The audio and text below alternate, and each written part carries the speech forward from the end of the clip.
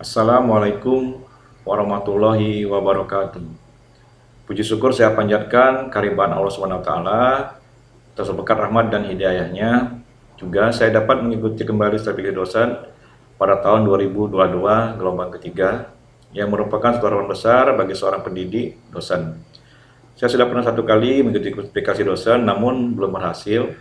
Mungkin Allah SWT belum mentakdirkan lulus di awal mulainya kualifikasi dosen dilakukan. Saya tetap semangat untuk dapat ikut lagi. Alhamdulillah tahun ini bisa ikut sebagai dosen.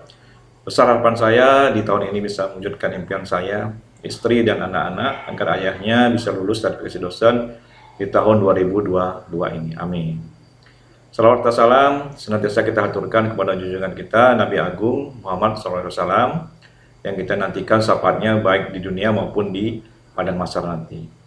Saya sangat bersyukur dapat menjadi pendidik dosen di perguruan tinggi Universitas Bina Insan Lubuk Linggau di Fakultas Ekonomi Program Studi Manajemen dalam mencerdaskan anak bangsa sebagai tenaga penerus di masa yang akan datang.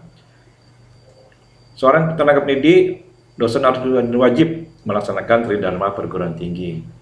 Yang pertama adalah unsur pengajaran, unsur penelitian dan pengabdian kepada masyarakat, yang mana tiap semester harus dilaporkan dalam bentuk PKD. Nah, tridharma perguruan tinggi unsur pertama adalah unsur pengajaran. Saya perkenalkan, nama saya adalah Muhammad Effendi SMSI, NIDEN 0201096901, dosen Universitas Bina Insan Lubuk Linggau, program studi manajemen.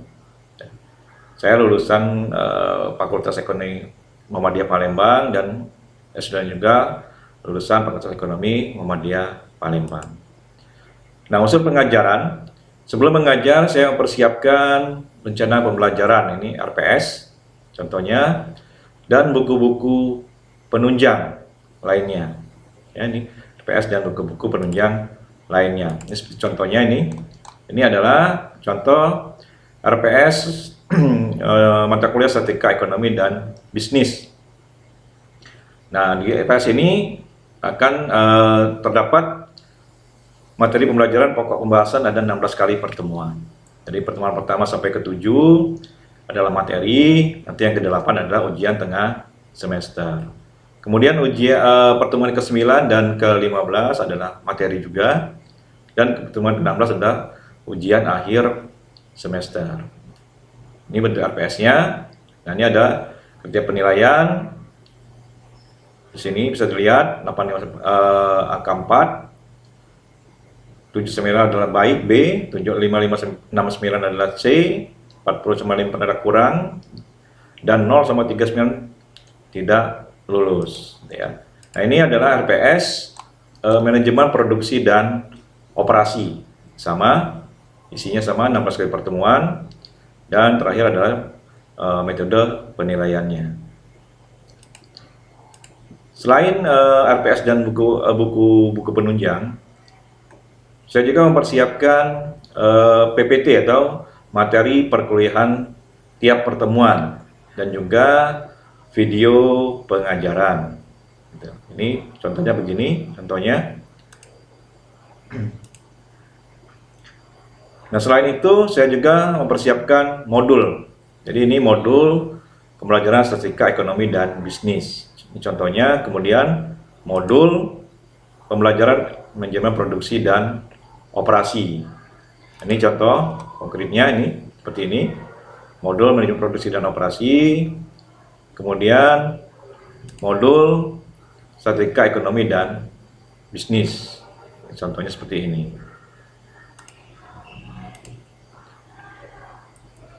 Nah, model pembelajaran yang saya lakukan pertama adalah tatap muka. Ini bertemu langsung dengan mahasiswanya, ya, mahasiswanya.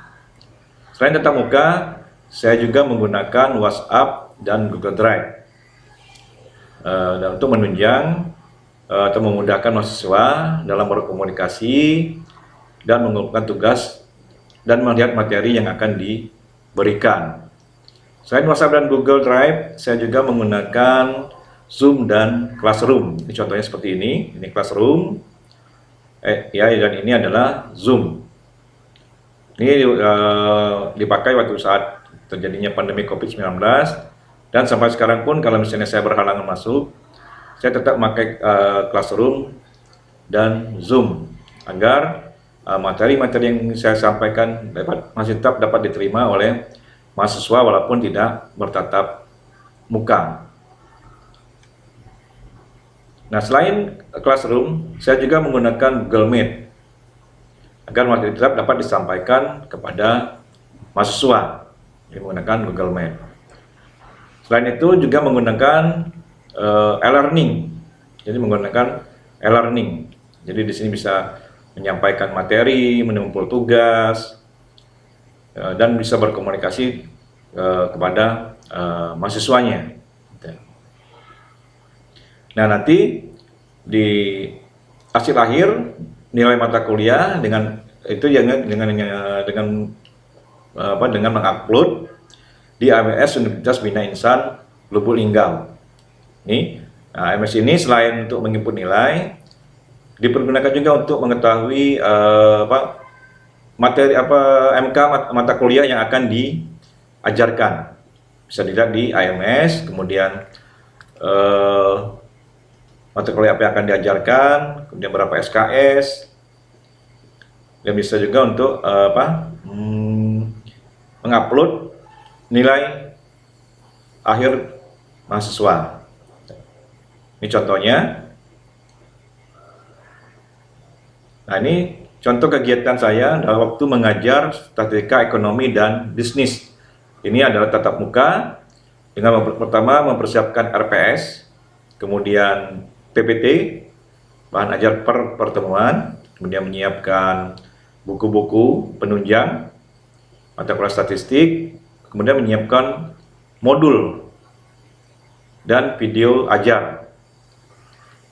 Ini kemudian kegiatan tatap muka manajemen produksi dan operasi. Ada menyiapkan RPS, kemudian PPT, buku-buku penunjang, dan modul penunjang dalam pemberian materi kepada mahasiswa. Nah, ini adalah contoh PPT yang saya persiapkan untuk setiap kali pertemuan. Ini adalah pertemuan mata kuliah statistik ekonomi dan bisnis, seperti ini contohnya PPT-nya. Kemudian ini juga ada PPT manajemen produksi dan operasi. Ini kebenaran adalah materi yang pertemuan kelima. Itu metode transportasi. Ini PPT-nya contohnya seperti ini. Diharapkan dengan ada PPT ini akan memudahkan mahasiswa menyerap apa yang disampaikan oleh dosen di kelas. Nah, ini ringkasannya. Jadi sebelum menyampaikan kuliah, saya menyiapkan dulu RPS, kemudian menyiapkan buku-buku penunjang, kemudian untuk mata kuliah statistik, kemudian mata kuliah manajemen produksi dan operasi. Juga menyiapkan modul mata kuliah yang akan diajarkan. Seperti ini contohnya. Kemudian menyiapkan PPT-nya, ini menyiapkan PPT, kemudian video pengajaran, kemudian, nah ini metode pembelajarannya. Ini metode tatap muka di kelas, kemudian menggunakan Google Drive, kemudian menggunakan WhatsApp agar mudah berkomunikasi dengan mahasiswa per kelasnya yang saya ajar. Jadi sebelum saya mengajar, saya akan mengecap dulu, wah hari ini kita akan masuk jam berapa, materinya apa, biar mereka bisa mempersiapkan. Nah, seandainya saya berhalangan, ya biasanya saya menggunakan media Zoom dan Classroom. Selain itu juga menggunakan Google Meet atau menggunakan e-learning agar materi itu tetap bisa disampaikan ke mahasiswa walaupun saya tidak bisa bertatap muka langsung dengan mahasiswa yang saya ajar. Jadi ini bentuk modulnya seperti ini. Kemudian ini modul statistiknya.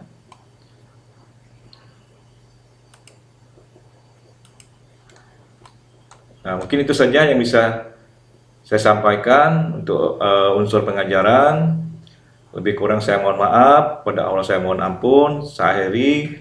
Wassalamualaikum warahmatullahi wabarakatuh.